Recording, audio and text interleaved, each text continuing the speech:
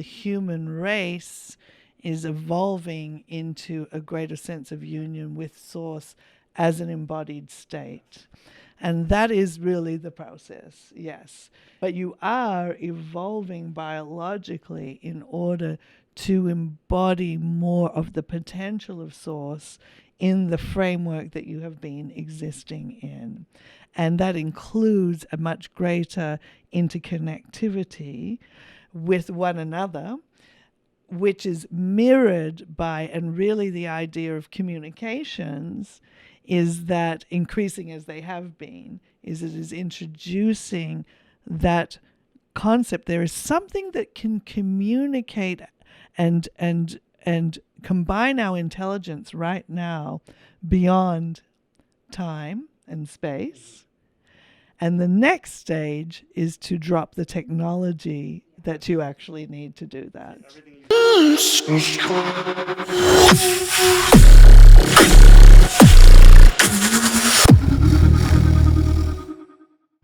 Welcome to Spread Your Third Eye podcast, where we spread that third eye wide open and take you beyond the veils into other dimensions. We have our guest, Georgia Jean, coming in with the Circle of Light. Yep, coming in hot. And we have Scott here. Introduce yourself and tell us why you wanted to come and speak to the Circle today. Well, I listened to your podcasts, and I listened to Georgia speak, and 99% of the things that were said sort of align with the theories that I've been developing over the past, decade or so. And I'm interested in, learning from you and learning from you as well. Yeah. And Georgia, you want to introduce yourself and the Circle of Light? Sure. Yeah, I'm Georgia Jean. I've been channeling the Circle of Light for about 20 years. It's 20 years this year, actually. Had a Knock You to the Floor event where I made the connection with this consciousness, and then over the years had my consciousness cracked over and over and over and over again, so I could become more and more of a broad spectrum channel and really channel from what we call the all consciousness, which is basically like everything. So we kind of had this idea that we wanted to bring people into the hot seat who have different interests to see where the answers could come from in a different way than, say, usually, like at a one-on-one session, usually people are focused on certain areas based around healing and stuff like that. And we just thought it'd be cool to, I've sat through thousands and thousands of sessions, so I've witnessed how the answers come from different places based on who's asking the questions. So I just thought it'd be, cool to have, someone with some different interests come on in and, see what they can pull out of the circle. So just for people who have not seen some of the work that you've done, tell us a little bit about what the Circle of Light does for individual people and maybe the world and shifting humanity. And tell us a little. I mean, they really come through, and I'm not the only person who's doing this at this point in time. When I first had my event, there was like sort of 3 big name channels out there. And since that period of time, now there's so many people who are basically dropping their consciousness to allow a broader perspective to come through so we can evolve as a human race, or as the game of life as we have known it as human beings is changing right now. And in order to do that, we have to kind of hybrid our current understanding of reality with these perspectives and this intelligence that's coming from different places where it's evolved, in order to up-level humanity's consciousness into a new creative game, into a new experience. So we do a lot of, when we work with one-on-one with people, a lot of the times they're coming to us with issues they've really struggled to solve in the usual ways, like regular therapy or some kind of regular treatment.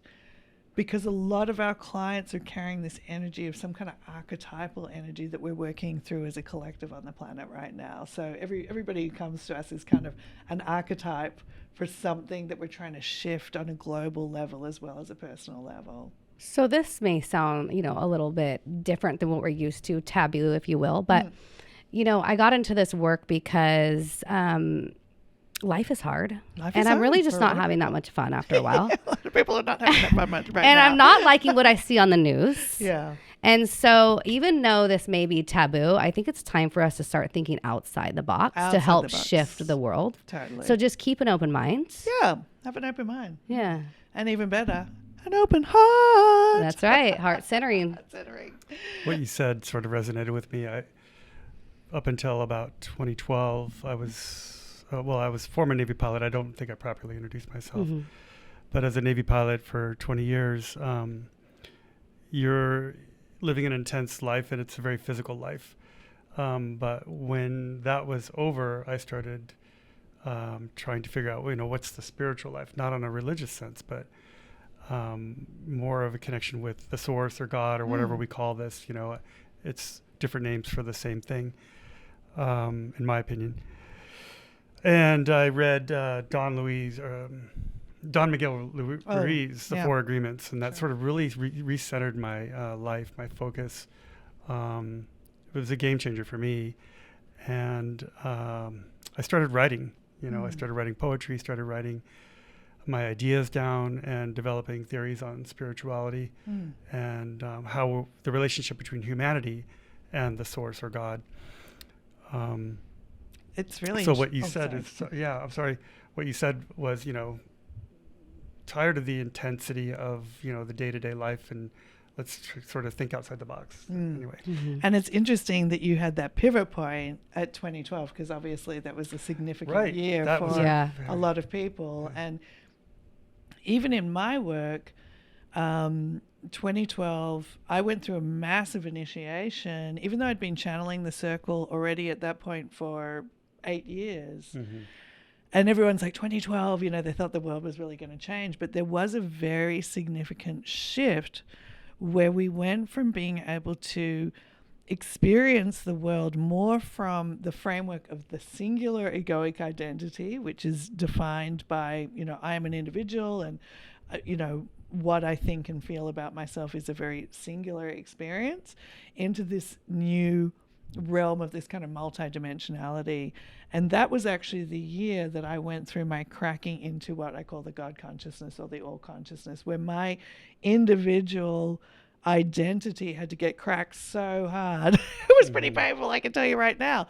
So I could come into this concept of the oneness. So I went through a storyline that basically took me into this initiation where I felt the entire history of the suffering of all of humanity all at once, and it was wild. Like it was an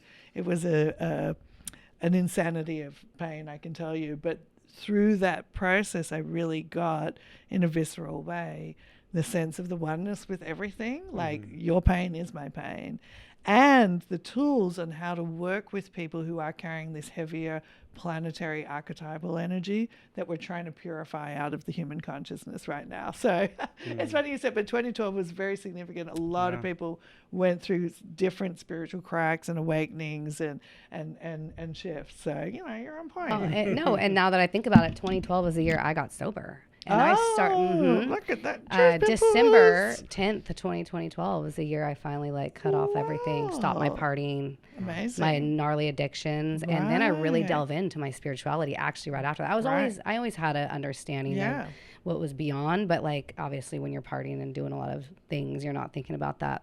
But after in a weird way, trying to connect with it at the same time. Yeah, I was trying to find my happiness, and that was working at the time through drugs and partying. Yeah. And then it stopped working. For a while. Crept up on me and then stopped working. Like, some of the most taste of it. Some of the most spiritual experiences I've ever had, though, were on some form of hallucinogenic. Well, we're talking about drugs, ayahuasca, acid, mushrooms, and we're also talking about painkiller addictions, weed and partying and ecstasy. I mean, I know what you're saying to a degree too, because it does. Well, the circle also explains how drugs are something that brings you up into another higher dimension, but because we're in the world of polarity, when you go real light like that, you also bring a lot of the dark in if you're not actually... Well, you may not be able to. So people often use drugs as a way to crack that consciousness, to drop the singular egoic identity and to experience some of the oneness in some way. Yeah. But if you don't know how to attain that on your own, then there can be a big crash, because and then you're kind of left trying to integrate, like, what was all that oneness stuff, and now I'm back here, being a cater waiter or something like that. If you're And storing fear and you bring that with you on that experience, it's not going to. And it's going to project into that Definitely it's going to get amplified and projected into that experience, so you can see it and start integrating it. And a lot of times people don't have the integrative practices. They're cracking their consciousness that way, but so that kind of unconscious partying. I mean, I've done it. I can also say that half the reason I think why I can do some of the things I can do is because I did a lot of like acid and ecstasy. Like I was in the first wave, dance rave, revolution. But part of that was actually quite healing, because I do believe that some of that work helped to reconnect my brain in ways that it wasn't connected. Absolutely. But then it was like a lifetime of actually then still working through the reasons why my brain wasn't connected in that way, and making it more of an organic state that can be, reached without having to crack it that way. But, I occasionally use medicines when there's a concept coming through, and it will just crack my ego enough that I can have a really visceral experience of a concept that's coming through, like the oneness or something like that. Interesting. And once I've experienced it that way, then I'm able to channel about it a little bit better, because I've had a stronger sort of full sensory experience of it. But I'm not just like, like when I was like, woot. In your 20s and stuff like that. In your 20s, you're like excused. Stuff. Yeah, you're excused. Yeah. So there's a place. As a Libra, I'm all about balance, So we're all trying to find our way through this. Yeah. I mean, the natural ones, there's a reason they're here, I think. I agree. Absolutely. And why they're surfacing right now, because like, why is everyone doing ayahuasca now? Why is everybody doing DMT? Because in order to create a new reality, because we experience our reality through our brain, ultimately, whatever we experience still comes through our brain ultimately, there has to be a reconnection point in our brain for our neural pathways to basically generate the reality that we're experiencing.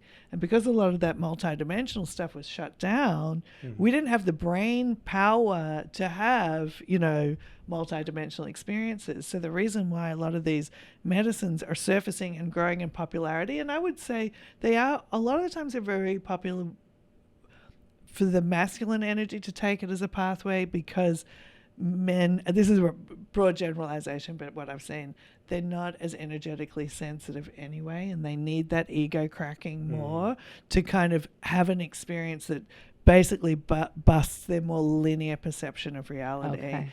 But that's basically why there's such a rise, that people are like doing that. But there is still some, I think we're a little bit behind on the actual integration work that's going to bring it to a genuine state of being, a continuous state of being, where we can experience those oneness experiences as a continuous thing, not just like, I got a shaman and we're gonna we're gonna crack this stuff open and so I can experience it. Which is why we go with a lot of repetitive stuff, repetitive exposure, because that is what trains the brain and the neural pathways to actually be able to create this new reality we're all going for. For sure. The 5D reality that hopefully What our we would humanity call is the 5D. shifting. And Scott has some interesting insight about our oneness through communication, phones, and you explain that a little bit. Well, I thought that was in the circle? Do you want to just start sharing with them? Like, I think I've had my little chin wag, or because you've got the questions, and let's do it. Should I do that? So it just takes me a moment to bring them in. All right. And then we'll get started. I know we're in like we're in the illusion of time and space here. So Should I? Oh, sorry. What? Yeah. I was going to say, should I lead in with the mundane stuff? Like, I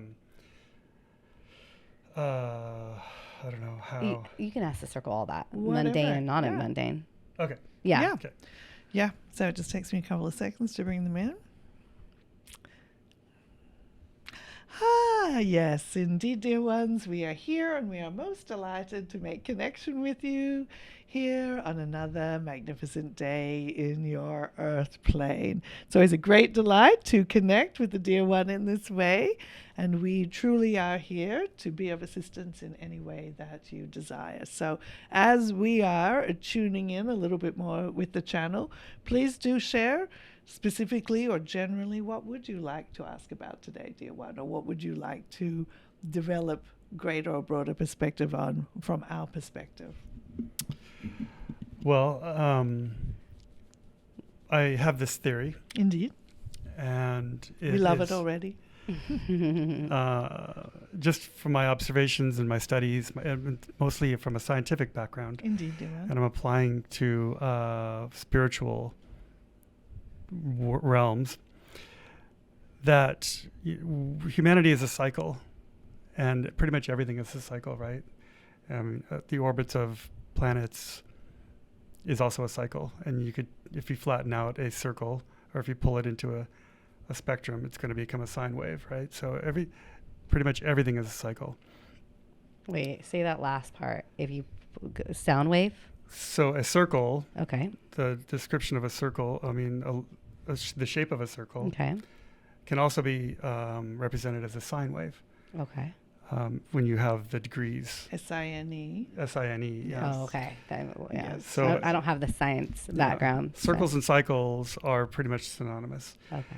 So my theory is that the source or God has put us here on this planet by choice, and we, through the programming, which is, I guess, a DNA probably, and we are progressing, we are evolving to return to the source. And then so that's like a singularity. And then when we do return to the source, the entire cycle begins again. And when I talk about evolution, I'm talking about the evolution of life, and also the evolution of technology along with life. Indeed. And humans don't evolve without the corresponding evolving of technology. From the time you pick up a bone and hit somebody overhead, that's technology, right? Indeed. Anything that's not outside of your body is technology. So back to your communication, you brought it up.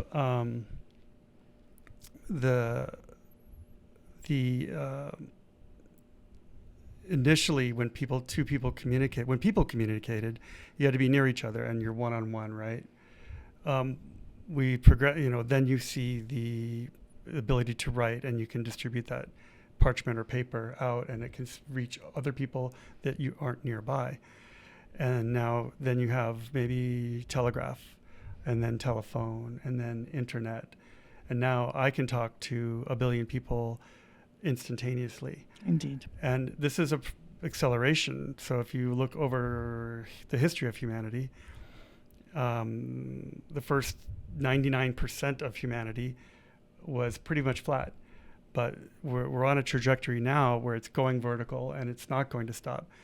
So my theory is that, so then if we can communicate with 1 billion people now, what if we can communicate with the entire universe at the same time? And that is here we are. Yeah. Okay, so that's the omnipresence aspect of it. And that's omnipresence, omnipotence, and one other. Those are the things that are ascribed to God or the source. Indeed.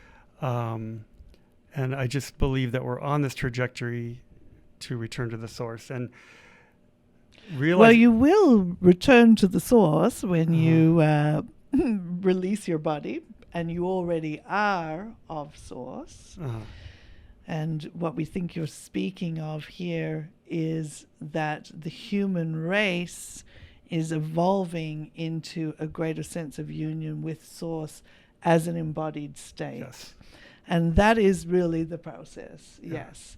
You will not experience everything of source, though, as a human being, No. because there's far too much, and Yeah. it would really blow the biological circuits of the human being. But you are evolving biologically in order to embody more of the potential of source in the framework that you have been existing in.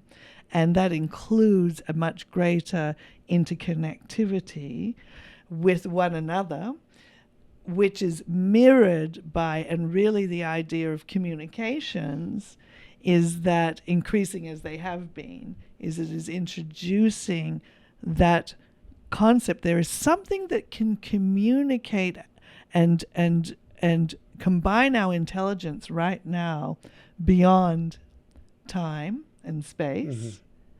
And the next stage is to drop the technology Yeah. that Yes. you actually need to do that. See, everything you just said is Yeah, that's what completely you were theorizing. That then Yeah. it's going to go to Telepathy. telepathy. Yeah. Because you're already in the oneness, and all of that intelligence already exists. And there are people who can obviously already do that. How Georgia is doing this now to some degree. Everybody has a little bit of that dolphin mind where you think of somebody and then Intuition. they call you intuition, knowingness. But in order for this to become an experience that is more collectively agreed upon, the human population needed something external that would start to make it more sense for them before they could accept that they could actually just do it without all of that. And there is a material rewriting in the brain that is occurring, which mirrors that technology that you're seeing manifest in the physical reality. So right now, all of this illusion of technology that is creating this podcast to spread these ideas is part of the material illusion that you are creating in order to generate something that transmits intelligence to a lot of people all at once. But that sort of point of return is, well, what if you could do this without this? What if you could just know? And that's part of what we help our dear ones come to, which is the clarity of knowingness through dissolving the illusions that imprint the mind in a way that diverts that knowingness from self. The idea of a shared consciousness throughout humanity, Indeed. right? I think we're going that way. Yes, and it's sort of because it's fun. One thing we always want to come and share with our dear friends that we communicate in this way is that you, as the human collective, have played this game of life in the singular egoic identity for a long time. And you've played out a lot of storylines, but you are creative consciousness, and consciousness seeks to explore new avenues of creativity, which is why you have an evolution. What if we add blue to this pink and we make purple? That is what the game of reality is. And so you're going through a very interesting phase right now where you're actually going through this evolutionary shift in a conscious state, so you can even experience the game of life before these potentialities and the game of life after these potentialities have become actualized in your human experience. So that rapid acceleration in technology that has happened, that has brought forth this concept of interconnectedness, is a sort of, yes, it's a pre-game for the game that is coming, basically, dear one. Yes. It's kind of, I've heard it referred to as an awakening, Yeah, even indeed. a great awakening. Yes, there's a lot of words for it. And awakening is really this idea of having this awareness that you are so much more than what the framework of the singular egoic identity has helped to has allowed you to understand yourself to be, because you are, each one of you, of all consciousness, an infinite powerful creative intelligence that's always evolving, you incarnate with this egoic framework that blocks most of that out, and then you sort of muscle your way through life playing through this avatar of limitation. But the game of life is to come back to that discovery. I can access all the intelligence of all consciousness and really upgrade my experience through doing that. But what is happening now is there's a lot of confusion because you're going through this massive change, and there's a lot of confusion in the biological system, which is why there's a lot of polarity and the illusion of separation. Many of the illusions that make up the human egoic framework are actually getting amplified through the nervous system's sort of like, what is going on here? But the process of the awakening is to observe even all of those illusions as they arise, to understand that they are illusions, and to keep moving past them, beyond them, to not buy into any of it at any particular level where you may get stuck for a while, but instead to observe it and to continue to transcend through, so you can come into the unified state in a way that is fun and helpful. Without dying, come into a unified state in the that'd human. Be nice. Yes. I feel like I want to die sometimes, but well, you bring up a really good point, because a lot of people, even as this awakening is happening, of course, everybody's like, well, let's go for some spiritual bliss and it'll all be really lovely. And a lot of people really losing their minds and having a difficult time, because you are going through a death. You are going through the death of the old paradigm of reality. And even the nervous system, when it senses threat, creates experiences that reflect threat, that reflect the potential of death, which is why so many people feel like something really terrible is happening right now, because of the collective ego death, if you will, that is going on. And everybody's sort of the chaos running before the shift. Indeed. And the trick is to really don't buy into the chaos. We have a saying that we like, is don't believe the illusion until you like it. And really we're here to help shepherd people through this sort of more disturbing time, so you can get to that breakthrough on the other side. This is a massive threshold resistance to this new emergence of a new paradigm of the human experience, beyond the suffering templates, beyond the contraction of the survival mind, beyond the illusion of separation, beyond many of the frameworks that have made it such a dense and challenging experience. And to go into that, going into your 5D, what does that entail for each person? Because some people can hang out in the 3D world and continue that, even though this is evolving. So what do you have to do to evolve with the new paradigm? So what we like to share is that, and please do interrupt us at any point if you want to get definitions that are more in tune with your curiosities, is that you are focal point creators. So out there in the infinite potentiality of all that is, everything exists, but it's where you focus is what you're going to experience as your reality. And because of the construction of the egoic framework, especially the singular egoic framework driven by the survival mind and those core framework illusions, blocks out so much of all consciousness, it's very difficult to move into a new bandwidth of creation until you really start to deconstruct and de-energize the boundaries of the egoic framework and all its storylines that are keeping you focused in that pain point, in that 3D construct. When we talk about the 3D, we're talking about a singular egoic identity that is not in the union, in the oneness. We're talking about psychological time and space being a contracted experience, survival consciousness, the frequency of suffering, these things that is the 3D. It's separation based. Do you think, because I'm doubtful that an individual person, it's not every single individual person could do this on their own. It's certainly not at this point in time. I do think that it's going to require all of humanity simultaneously. And we're in that chaos phase where we're becoming more polarized and then smashing against each other, and Indeed. but eventually we're going to settle down into something whole and uniform. Indeed. Sharing. I don't know how long we have to go. Do you? Because I'd like this to be over right now. We've got some good news for you on this front, dear give us the ones. good news. We've got some good news on this front.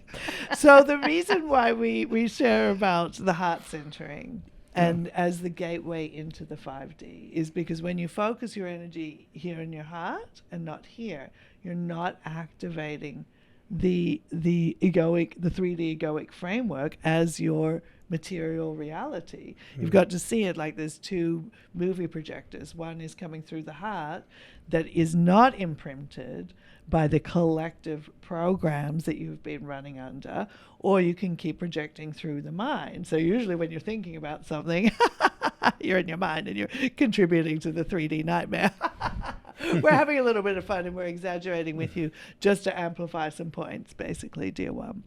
So what is going on with the collective shift is it would actually be too dramatic for every individual on the planet to suddenly pop into a new reality, which is why you have people, quote unquote, awakening in stages. Yeah. One day people are fully in the illusion of separation and living quite a happy, even 3D lifestyle. And then, bam, something happens and they go through this awakening process and start to see that there's more beyond it. The reason why this is happening in stages and not in a singularity, which some people are sort of thinking, oh, there's going to be one big flash and everybody's going to be on the same page, is that biologically, neurologically, there are shifts that are going on in the hardware of your physical system. Energetically, you have so much energy invested in the old 3D framework that there actually isn't enough energy invested yet in the 5D framework for it to exist sufficiently for everybody to kind of suddenly be on it and actually have a creative experience. Mm-hmm. It's sort of like if you had two sets of circuits and you just unplugged one, but there was no energy running in the next one, there would be nothingness, you see. So you're going through this staged experience. And once you start to become aware of this, and once, like, even if you're sitting here with us today, part of your broader system is saying, hey, it's time for you to really understand this, or if you're watching this now and being in it, being an observer or receiving these transmissions, that if you move into focusing into your heart, and we're not talking about being in your heart center to figure out how to turn on lights and cameras. You're going to use your mind as a tool. But if you focus in your heart to create your reality, you're already transcending the chaos of the 3D mind that's going through this ego death.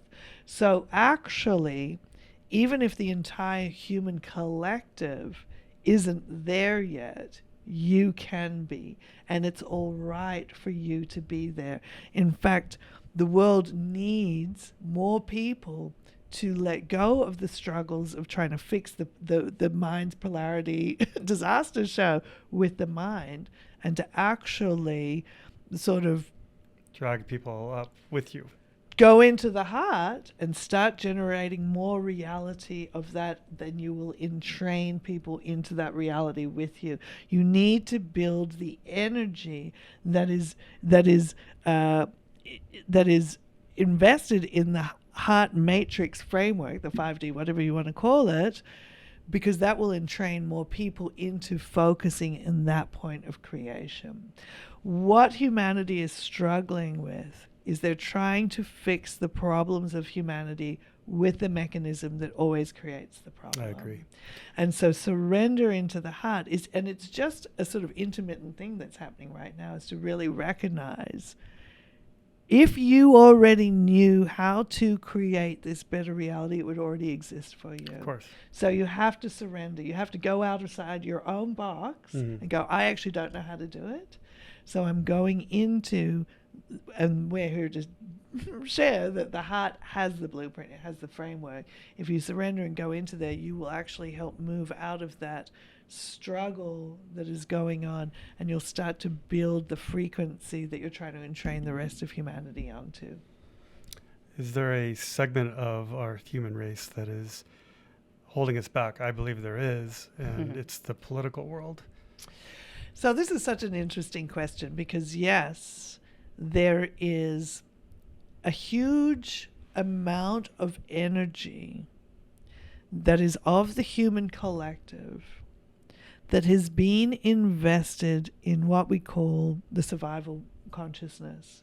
And within the survival consciousness, you have a framework that is based on structures of society. Even back in the caves, you have your alpha leaders and all this sort of thing. It is a status-based structure. Your political system now reflects these sort of mass projections into this framework.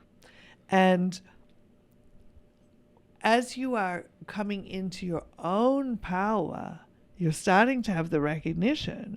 Why are we sort of obeying this system that feels like it's imposed upon us through this hierarchical structure? Does that make sense to you, Juan? So people project onto political figures this concept of power. Now, it's also your projectional reality. So here's what's really interesting about working with the oneness, is that what you resist persists. And so as you are, and this is a lot of what's going on as part of the chaos of the awakening, is as dear ones are becoming more conscious, like, well, why am I programmed by politics? Why am I programmed by, it could be television. Lots of people have charge around different arenas of the human experience because they feel controlled by it. And it could be an unconscious control in that you've watched a lot of advertising for a long time and now you're doing this. It could be a sense that the government's controlling you. Whatever it is, the idea is that something is controlling you. But here's the kicker. The biggest controller of all is the 3D mind, because it is governed by the survival system, which is hierarchical by nature. And so this hierarchy generates a lot of these archetypal figures that you feel like you have to obey, whether it's a celebrity having a fashion thing going on or a political figure. A lot of the unconscious programming of the human collective is projected on these sort of alpha energies. Does that make sense to you, Worm? And then when you put them above you, you say, I must be less than them because they have so much energy. They have so much power. What we want you to understand, it doesn't matter who you think it is that holds power over you. It is your projection that they have power over you that you're struggling with right now. So we're here to help you understand how to pull your power out of those archetypal projections and restore it to yourself, to come back into the oneness with your own power yourself. And everybody has different arenas where that's going to, they feel that charge. So as you feel it in the political arena, somebody may be feeling it in the healthcare arena or the food industry or whatever it is. What we want you to understand is that you are individually and collectively projecting your conscious and unconscious material on these structures, so you can have a relationship with your power again, first through separation and then through the journey of integration. Those subjects won't have so much charge for you when you have reclaimed your power from those broader collective entities. Does that make sense to you, Juan? Well, it does, and in fact, it reflects my experience. My spirituality was awakened when I basically let go of everything. Indeed. Right? I got rid of my houses, got rid of a lot of things, some bad people in my life. You. Yeah, they're defining things. Yes. And you hit rock bottom is what you're saying. It wasn't really, rock bottom was just a letting go of things that were just felt like anchors. Okay. Yes. You know, it's the dawn, Adopted dawn identity. Yeah. I mean, there are many people that were naval aviators, and they tie their whole identity around being a naval aviator. Indeed. And I was a naval aviator, but I rarely mention it because I just don't want that to be me. You know, that's a very small thing. Indeed. You know, it's yes. there's more out there, so much more, infinite more. Indeed, yes. That awakening process, we like to talk about this idea too of reincarnating without dying.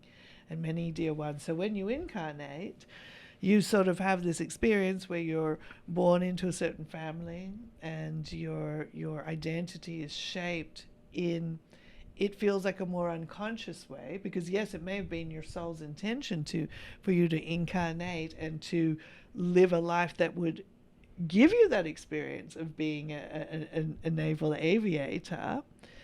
But a lot of people have kind of run on an autopilot. They don't even really know what they're doing or exploring certain things. So many people. Whether it is coming from their soul's intention they were unaware of, or the imprints they receive from family, from school, from everything that says, well, you should be like this, you should be like that, you should pursue this path, this is a sensible thing for you to do, this is what life is really about.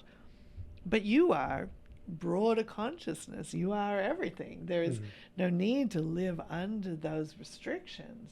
So the process that's really happening right now, individually and collectively, as we say, it's sort of like reincarnating without dying. You're staying in your body, you're staying aware, you're staying sentient, but if you could imagine that you're going through that process before you incarnate, saying, who do I want to be? What do I want to experience in this life? You're actually kind of going through that right now without having to go to die and have that experience. Does that make sense, dear one? So you have this opportunity to go, okay, if I was reincarnating without dying, maybe part of the reason why you don't care that much to speak of this old identity, it's almost like a past life for you. As you start to awaken, you start to go, oh, wow, I can bring in all this other intelligence that's out there and become something different, something new, and something that I'm consciously creating, not running on autopilot with. And so why people, as they're awakening, get sort of, irritated around the collar about the government or about this system or the school system or that system is because they understand that is part of what imprinted me unconsciously, and now I don't want that imprint anymore. I want to become me without the sort of the rules or the regulations or the frameworks that were imposed as what has been just kind of collectively agreed on. Oh, life is just that way. It's just this way. This is how it is. So a lot of people are questioning that in order to come into a new experience. But what we want to help you also understand is that if you resist those old frameworks, you're also resisting the energy that is invested in those old frameworks. The more you have separation, the more you're separating yourself from the energy that is shaped into that framework. Does that make sense? Totally agree. So if you come into oneness with it, you go, okay, it exists. I'm not going to judge it as good or bad, but I'm just going to reclaim the energy from it. Then you can purify it, give it to the heart, and create something new. Can you just explain how to do that? Like, stop watching the news. Well, is one way. But for example, like with the elections coming up, with you Indeed. have Kamala Harris and then Trump, and say you're wanting one to win more than the other, and you hate the other one. How would you reclaim that energy to not judge it and bring it into your heart center? So it's so wonderful because, again, in order to become anew, there is a need not just to come into oneness with your conscious awareness of yourself, but also your unconscious allness. So out there in the infinite intelligence of all that is, everything exists. Everything exists. And for you to come into oneness with the God consciousness, where you can actually really shift your reality, you can't resist any of it. Does that make sense? If you resist any of it, you are, by nature, staying in the 3D framework, which is based on polarity and separation. So when you have these characters who are embodying a certain aspect of consciousness you don't like, it's a way for you to see another aspect of consciousness that you actually are. And the more charge you have on these ones, the more there probably energetically is for you to integrate from that figure. And it's going to be different for everybody. And so what we would say is step out of the storytelling of the mind, which says this is a good guy and this is the bad guy, or the right or wrong, the true or false, because these are the frameworks of the egoic polarity system: true, false, right, wrong, good, bad. And recognize that it's all just energy. They are energy. You are energy. The belief structures, the good and bad qualities that you are projecting on them, perceiving on them, all of this stuff, it's all just energy. If you're resisting it as energy, it will stay in that framework, because that's how it stays manifest. If you stop resisting, you can reclaim the energy. When we use the heart center to purify that energy back into pure source consciousness that you can create something else with. Bring them into your heart. It's not that easy when you have strong feelings about it. But if you have strong feelings about it. I love and accept the part of me that is this anger towards... Yes, I love and accept the part of me that is Trump. I love and accept the part of me that's Kamala Harris. I love and accept the part of me that is whatever you think they believe in or represent or whatever it is. So much of it is so distorted anyway by people's unintegrated shadow consciousness. Who they even are as individuals is very far from everybody's projectional perception of them, because bigger figures like that, just in the same way, because again, remember, when you give an individual a power, which is what the innate structure of the political system does, for example, you say, this is the most powerful person on the planet right now. You've given them a lot of energy, and it means that the shadow consciousness that you have as you project onto them is amplified. Just in the same way as if you have a very bright light and you put a shadow puppet out, it's going to be a strong contrast. If you have a dimmer light and you put a shadow puppet out, it's going to have less contrast. It's going to have less definition. So when you give these people the concept of being all-powerful, the projections on them will become more polarized, especially at a time like now. Does that make sense, Yuan? Sure, but we're all at this moment living in bodies. Yes. And I'm a big believer in Maslow and his hierarchy. And we have these people with perceived or actual, doesn't matter, power. Indeed. They're pushing us down into the lower rungs where we have to be concerned about our safety, shelter, fight or flight, and so forth. All right. We're not allowed to move up because we're put into these situations of economic disparity, whatever it is. Yes, indeed. And we understand. So what we would say is less about those figures and more about you transcending the biggest aspect of your biological egoic framework, which is the nervous system, which is the survival system. Mm-hmm. The survival construct, as you know it, which is innately what generates things like the hoarding of resources, mm-hmm. the disparity in how the resources of the planet are shared, the imbalances, all of these things that people are feeling really riled up of from all kinds of walks of life. Yes, in the 3D projection, it looks like these people are creating that. And yes, in a sense, they are. But the ultimate creator of that is the egoic framework that you are projecting from. And if you can transcend the contraction, which is innate in the primal survival system, individually and then collectively, those storylines will fade. I agree, but isn't it a catch-22? If we're worried about our next meal, do we have time to think about shedding our ego? Well, this is why we're saying it's not easy, dear one. But what we will say is, if you stop trying to fix it from your mind, which is governed by the nervous system, and come into the heart center. Submission into the heart is the gateway through that. It is the gateway through that, because you are not creating an individual and collective reality that is governed by that innate survival system.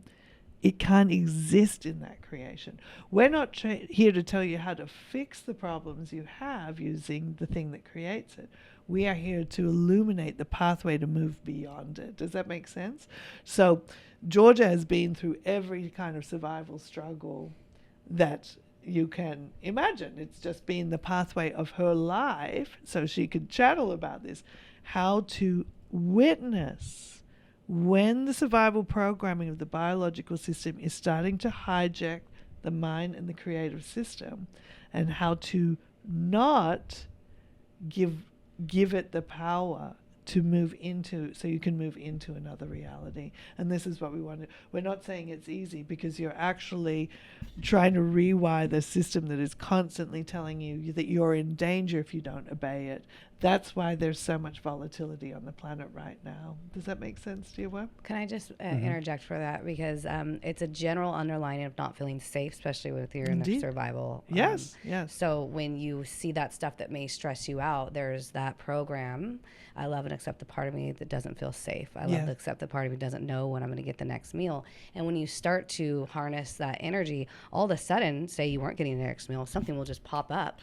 Yes, because what we want you to understand is somebody will knock on your door and go, "Hey, somebody told me to come by." Like those type of things will happen. When you go into the 5D or your heart center. Yes. So I just, like, in the simplest of terms, whatever feeling when you watch the news and stuff like that, I love to accept the part of me that feels controlled, not safe. Yes. I love to accept the part of me that feels like I'm in lack. Yes. So it's actually going into the root of the unconscious programs and within you. And the energy of it. So this is, when you think about the core survival emotions that are generated under threat, rage, fear, and even the bonding emotions like shame, fear of abandonment, this sort of thing. All of these strong, powerful emotions were there to motivate you to survive in that creative construct where survival was way more an issue than it actually is now.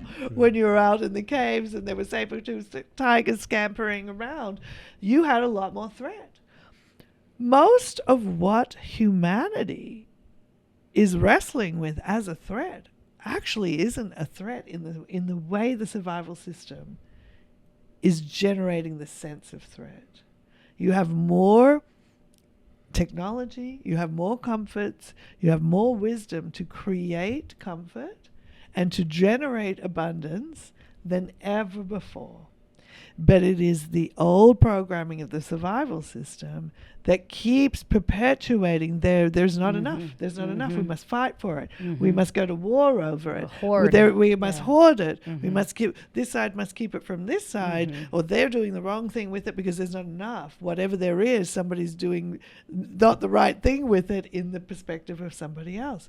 But it's all this piece of biology that's rampantly out of control.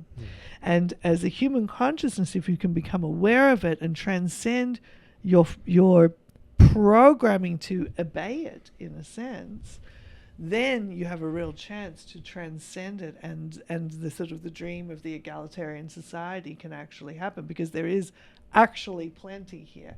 There is more than enough for everybody here.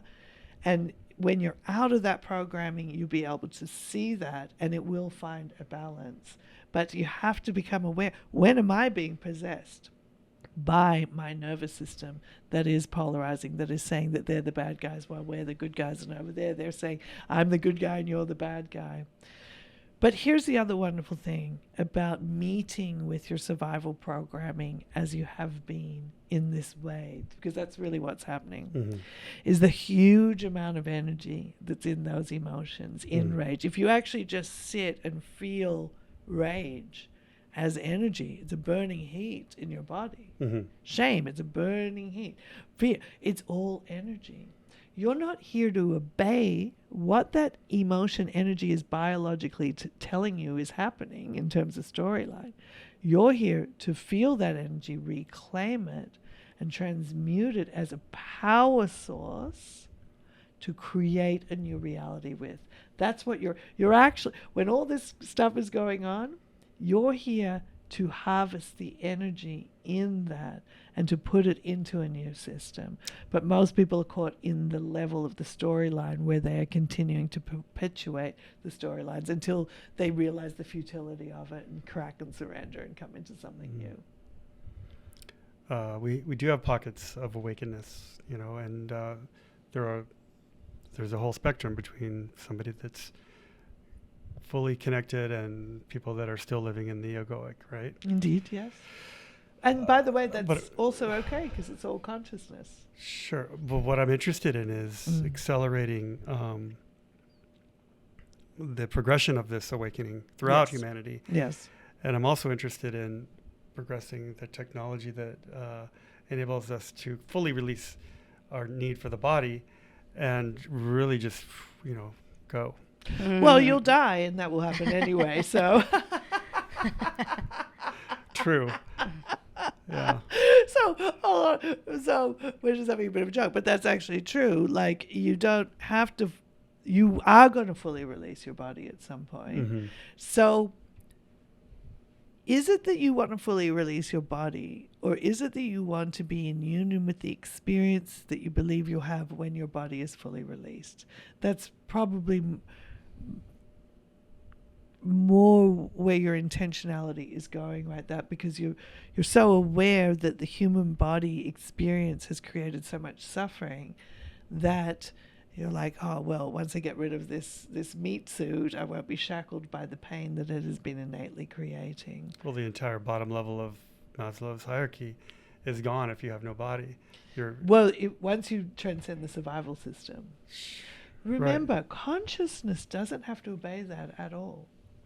When you incarnate in the human biological system, it's part of what we call something the biological belief structures of how you exist. These include things like the program of decay and entropy of the body. These are what we call, in the creative experience, conceits. Do you know what we mean by that? Like, if you will go and watch a play, and the play is set in 1970, and you're not in 1970, the conceit of the play is that it's set in 1970. You just have to kind of go along with that. So when you incarnate, you just come into this body, and it is the powerful conceit of this reality that you have a survival system, and that that it's all got to rot and decay, and you're just sort of struggling to like keep it all going. But this is not consciousness. So what we're here to do is to help you understand that you don't have to obey the biological conceit that you were born into, and that you can actually transcend that programming and the reality that has innately been generating for you as the human experience in order to experience something else. Most people go through life going, well, this is how it is, There's rich people and there's poor people, or there isn't enough, or there is enough, or there's war. There always will have to be war because that's how we sort stuff out. These are all conceits of the human experience. Consciousness doesn't obey this. Consciousness doesn't have to obey this. It obeys it once you go into a game that plays life like this. Mm-hmm. So when we're talking about this concept of you reincarnating without dying, it's about having awareness. This is a conceit that we've been living with, that there's not enough to go around. What is life beyond this? Your minds don't know how to create it. This is why we say the heart is the gateway to allow new intelligence to come in on a fundamental level that will change the conceits of your reality. That's how you'll move into a new experience. I don't know how much time we have left, but I have one more. We can do another, yes, 10, 15. So we're talking on an individual level. We can do this. Yes. We certainly can. But let's take a broader scope on humanity itself as a unit. Yes. It had a beginning, I think, and I think it correspondingly will have an end. A physical humanity. Doomsday coming or what? Is that what you're saying? I'm not talking about nuclear holocaust or anything I know, like that. but I'm talking about singularity and assisted by technology to get it jump started, and then shedding the technology, as you mentioned earlier, and doing it organically, but a singularity. And the it's singularity is sort of happening in waves. Really, when there will be a time that, as much as linear time-space exists at that point, where you might, quote unquote, look back at this period in time and say there was a singularity that happened that rapidly shifted humanity's consciousness into a new experience. But the way it's happening is more of in your illusion of time and space, more of a staged thing. What is the human experience going to look like in 200 years? Is it even going to look the same? Are you going to interact with each other in the same way at all? Will technology exist? Won't it all exist? Here's the difficulty of trying to perceive what is coming, is because you will always project your future projections from the framework that you're currently operating through. And since you are actually deconstructing that framework that you're currently operating through, there's no way you can fully perceive of what is to come. You have to allow it and receive it and experience it and bring it into knowingness or manifestation. And that is why we sort of keep coming through with, don't try and figure out what's coming, dear ones. That's no fun. Because also you're still... It's not scientific. I want to extrapolate. But let's talk about science. Can you just describe maybe our dream world, and we can start manifesting that? So think of all the most challenging, restrictive illusions that are the conceits of the human experience: separation, polarity, the frequency of suffering, the illusion of decay and entropy of the body. Consciousness doesn't decay and entropy. Consciousness just exists. When does it go through the process of decay and entropy? Once it enters a system where that illusion exists. You see, that's the programs. Because there can be other worlds on other planets that their bodies can actually last 2,000 years and never age. Consciousness not operating under the illusion of decay and entropy of the body will not go through the program of illusion of decay and entropy of the body. So that may be something that you perceive as the end of the human experience coming to an end, because the grand illusions of the human experience as you've understood them to be for a long time are no longer the operating system of this existence. Let's go back to an individual level. Does my consciousness, my individual consciousness, I have one? Indeed. It's a question. When I die, does that maintain its form, or does it rejoin a This is a wonderful question. Yes, this is a wonderful question. And it's simple and complicated to understand. Back in the ocean, then pull another cup out. Yes. So we like to, because people often say, well, what was I in a past life? Mm-hmm. I was a whatever, a king or whatever. So here's the thing. The consciousness of that past life is never going to be the same pool of consciousness of this life. Why? Because consciousness is intelligence. You can't create something entirely different from the same bucket of intelligence that is now creating you now. Mm-hmm. So when you drop the physical body, by the way, you're always going to exist in all consciousness. So you don't really die in that sense. What shifts is the focal point that your awareness is operating from. Mm. So when you, quote unquote, die, you're no longer operating through the egoic framework that generates you as you're experiencing yourself to be right now, or me as she's experiencing herself to be right now. Now, as you go through, we're talking about focal point, we're talking about almost like a saturation of awareness. So this is a very saturated version of consciousness that would build something physical. Does that make sense, dear one? Mm-hmm. When you drop the mechanism that saturates, like a focus point on a camera, focuses, makes it more defined. When you drop that, it becomes softer.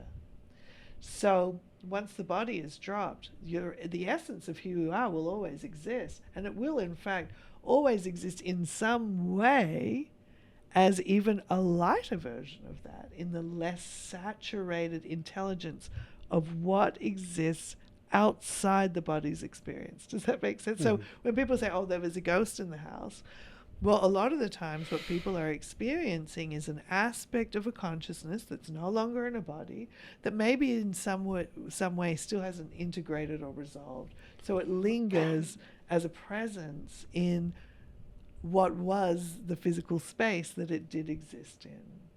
So yes. Wait, let me time out real quick. Yes. So they went back to all consciousness, but there's also still a part of them that is still... It always will be. There's like walking up and down the hall yes in the middle of the night, hearing footsteps. Yes. Like, what are they doing if they're also in... So it's so again, we want you to think of it. Would you like a moment, dear one? I found it. Yes. We'll have a moment with Sure. that. Because some of these concepts are a little bit circuit blowing. It's quite normal for physical reactions to happen. I'm going to be who after I die? So again, we'd like you to see it more like a stream of energy that goes into different levels of saturation. The framework defines how saturated it is. So you can, this is what we're trying to help you understand. You are all consciousness already, but you're experiencing yourself from a saturation point that has blocked out most of that. So you exist as a human, you exist as a ghost, you exist as the intelligence that would even come together to produce any of those things. Think of it more like a cocktail. Maybe you're making a cocktail and there's vodka and there's orange juice and there's mint in there. It's a combination of energies that create that cocktail. But all of those ingredients exist in their own right already in all consciousness. So the thing is, dear ones, it's where you want to experience your reality from. Do you want to experience your reality from the most contracted, controlled biological state, which is the nervous system, which is the chaos that you see right now? Do you want to experience your reality from a sort of a level up from that, where you are not controlled by that? Where is your focal point going? It's the level that you buy into your game at. Does that make sense to you once? We know it's kind of we'll a get lot back to to the express. ghost thing because that didn't... We could do that a didn't whole answer- a whole time to go into that. Yeah. But when you as a person experience a ghost, it's because there's still some resonant energy with some of that unintegrated Of energy me that's or the there. ghost? Both. Okay. Both aspects of consciousness still meeting somewhere in a point in time and space in an experience. There has to be a resonance there Interesting. for that to happen. Should we end there? How are you feeling, dear one? Feeling great. What we would like you to have an awareness of is sometimes we introduce ideas that will create resistance when you hear them. It will conflict with some of your already very well understood concepts of reality as you know it and your sense of broader perception. What we were sharing this last night with our dear ones on the conference call. You are already so wise and you are already so open in your intelligence that you could come here and have this conversation. And even at this point in your wisdom and your intelligence and your awareness, if you are not experiencing the reality that you want to get to, it's because you still don't know how to do it yet. You still don't know how to generate it. So you're wise enough to come to this point to understand that the only way to truly move forward is to surrender even your best framework that you have right now, so new intelligence can come in. And then you learn it, your brain learns it, and that's how you make a new reality. Time to shift up. Level up, dear Let's get into the ones. bliss state and really enjoy this creative experience. I'm here for it. Indeed, dear Right? ones. Yeah. Yes. I want to have fun every day. Indeed, indeed. Yes, dear Thank ones. you so much. Yeah. Indeed. We adore you so very much, and we're so grateful you. for this conversation, for all opportunities to share in different words in different ways so people can understand the pathway forward to the next game, dear ones, which we were coming through to let you know it is going to be a lot more fun. Good to know. Until we're meeting in this excited. way or some other way, we love you very much. And for now, we'll say goodbye, dear ones. Goodbye.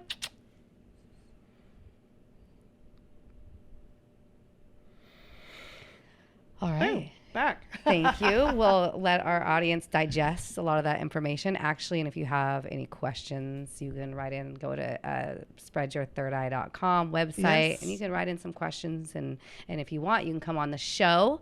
There's a survey you can fill out. You can click the link below. And How are you feeling after that? I'm curious what your experience is.